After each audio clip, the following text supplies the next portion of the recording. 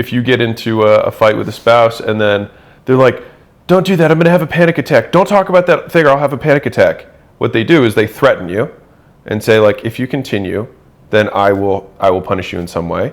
And so what happens is you stop. And so they learn that if they threaten you with a panic attack, you stop. And so you train them to bring up their panic attack issue, and then it becomes part of their identity, because then they're like, oh no, if I talk about my mother, I have a panic attack. And then it's like, that's my threat wall for everybody. And then everyone reinforces that and trains them that, oh, if you need to get me to stop, just tell me that you'll have a panic attack. There were, like, there are days where, like, Layla would be not in as good of a mood because of whatever. And I would try, and this is, earlier in the relationship, and I would try and be like, hey, what can I do? Like, let me do these things. And she would still stay in a kind of a bad mood, right? And so then what would happen is I would then get stern and be like, all right, like, do your own thing. I'm going to just stop talking to you. And what would happen is that she would then snap out of it as soon as I got mean. And so then what she taught me is that if I am mean, she will stop being in a bad mood. What happens immediately after I get mean? She stops. So I learned that. I mean, it's like kids cry, parent gives them a cookie, and you now teach them to cry to get cookies. Like, it's just like so simple. And the other piece is, if you reward too long afterwards, you still teach them something, but not what you intended. So if you train a dog and then you give the cookie after 30 seconds, the original thing that you try to reinforce is no longer associated. But they do make an association with whatever thing you gave them. So the question is, what did you associate with the reward? And so, like, a parent, for example, fast forward, has a teenager who sneaks out of the house, right? And then they come back in the middle of the night, and then as soon as they walk in the door, they punish them. And so what happens? You punish a kid for coming home. And then they're surprised the kid doesn't want to come home. You didn't punish them for leaving, you punished them for coming home. If I'm being nice to her when she's having a bad mood, then she's like, okay, I should reinforce this rather than extinguish it, which is what it was before, which is like, I would be nice, I'd have nothing back. She just continued to stay in a bad mood. And so I'm like, well, that doesn't work. I'll switch tactics. But it did make her feel better. She just never told me. I would get angry that she's in a bad mood at something else because now it's just like affecting me. Yeah, I had this bad conversation with so-and-so, and I'm like, okay. Or like, now I've realized if he's in a bad mood or mad about something in general, I used to get mad that he was mad. I'm like, this is ridiculous. You're letting it ruin your day and whatever. And now I actually go the opposite, and I become really playful and funny and sweet and loving. Yeah. And then that tends to actually de-escalate the situation. Yeah, when she's all like girly and cute, I usually like, people try to avoid punishment, right? That's what they try to do. And so if your spouse punishes you, then if you can't feel like you can escape, then the only thing to do to try and get them to not punish you is punish them for punishing you. And the hope is that if you punish them, that they won't punish you again because they got punished. But then that person starts the next countermeasure, and then it just, how do you teach a kid to talk? Like, we're just organisms, and like, we reinforce. Think about it as a baby. Like, humans teach speech with zillions of reinforcement cycles. So think about it. Baby doesn't do anything, then baby makes a noise. Ooh, hey, look, they're making noise. Celebrate, celebrate, celebrate. Baby makes more noise, more noise, more noise. Eventually, one of those noises approximates a word. Then we freak out. So then it makes more and more and more sounds like that because it gets positive reinforcement. And then all of a sudden it makes a full word, everyone freaks out. And then it starts making more noise and more words, people freak out more. And then what do? We tell it to shut up because it talks so much. And so, like, it's just these reinforcement cycles that happen over, like, that's how we human. And so we just have to look at whenever there's a marriage.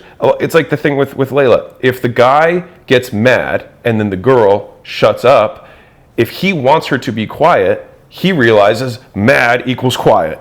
And the thing is punishment, it's like reward. Timing for these things matters a ton. And so if you start talking and someone cuts you off, or you say a statement and someone disproves it or undermines you or says it's stupid, you don't learn not to talk, you learn not to talk in front of them. And so the learning's super specific. People think it's general. It's very specific, like how you learn. Now, if that person punishes you in enough situations in general, right, like, then you might, generalize the learning. And punishment and reward also sit on separate. They're not 1 + 1. They actually are separate. And so you can have someone who has punished you a lot and rewarded you a lot, and that is what creates conflict. And so it's like, I have this parent that I have good memories with. I also have terrible memories with them. And so that's why you have this huge struggle. So you have tons of reward and reinforcement and tons of punishment. And so you're like, they text you and you're like, man, I would love to have access to more of this positive, but I don't want to risk this negative. But they don't, because otherwise, as people describe it, they describe it as zero, as though they canceled out, but they don't. You feel both completely on separate graphs. What's crazy is that if people learned this stuff, so many relationships, I feel like, would actually be so much better. People don't like the idea of training because it makes people feel like they don't have free will. But if you train someone, which you can, then like if you want your wife to do something more, then whenever she does something that you like, reward her. And you can use it to your own benefit. I think that's why you have to, marry somebody who you trust. Like I know when Alex is training me, and I think he knows when I'm training him, and it's always like for the better. Like I don't think we've ever done it intentionally for the worse, right? And then when we figure out that, it's like thinking through it, like, okay, what am I accidentally doing that is, punishing this person, or like what thing that I'm doing by byproduct of them being in my environment is punishing to them, and it's like, okay, well, how can I not do that? And training is maybe the taboo word. We could, if I wanted to be politically correct, I would say motivate or encourage. Like I'm encouraging her to do these things. I'm motivated, but like fundamentally, they do something, you have an after effect. Like that is a cycle of reinforcement. Punishment, it's really difficult you don't teach things with punishment. You get people to avoid a specific thing. So if you punish someone for sneaking out of the window, you don't punish sneaking out, you punish sneaking out of the window. And so they still want the thing they're seeking, the reward that they're trying to leave the house for, they're gonna just try and find another way to get it. And so, whereas punishment creates lots of new, different, innovative ways to get around, reward focuses on one behavior. If I have a carrot, everyone comes for the carrot. But if I hit it, it could do 100 things.